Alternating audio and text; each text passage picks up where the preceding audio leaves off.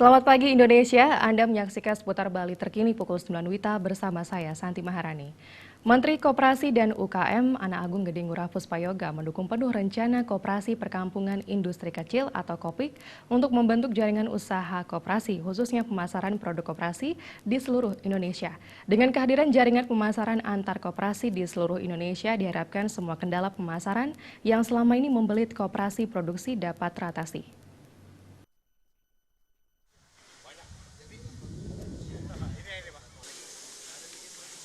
Pada kunjungan kerja awal tahun, Menteri Puspayoga didampingi Deputi Pengembangan SDM Kemenkop dan UKM Prakoso, Kepala Dinas Koperasi UKM dan Perdagangan Pemprov DKI Jakarta Irwandi, dan juga Ketua Koperasi PIK Ali Rasidi, meninjau kawasan perkampungan industri kecil PIK Pulau Gadung, Jakarta Timur.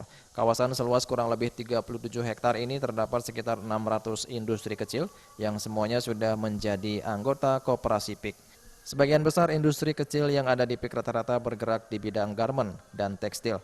Bahkan untuk industri logam saat ini sudah menjalin kerjasama dengan salah satu perusahaan besar seperti Astra dalam pengadaan suku cadang.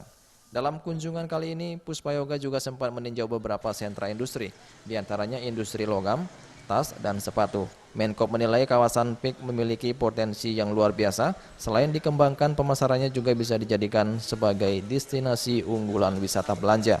Selain itu, Menkop juga mendukung penuh rencana Koperasi Perkampungan Industri Kecil (KOPIK) untuk membentuk jaringan usaha koperasi. Jaringan usaha koperasi atau JUK pernah digulirkan beberapa tahun lalu, namun program tersebut dinilai gagal karena dalam penerapannya justru tidak menyentuh komoditi-komoditi hasil produksi koperasi. Ketua Koperasi PIK Ali Rasidi berharap program jaringan usaha koperasi atau JUK bisa diwujudkan kembali di era sekarang. Ali juga meyakini bahwa melalui jaringan usaha koperasi ini maka kerjasama pemasaran dengan seluruh koperasi di Indonesia akan bisa ditingkatkan. Dari Jakarta, Juli Suwarto melaporkan. Nantikan seputar Bali terkini 1 jam mendatang. Selamat pagi dan sampai jumpa.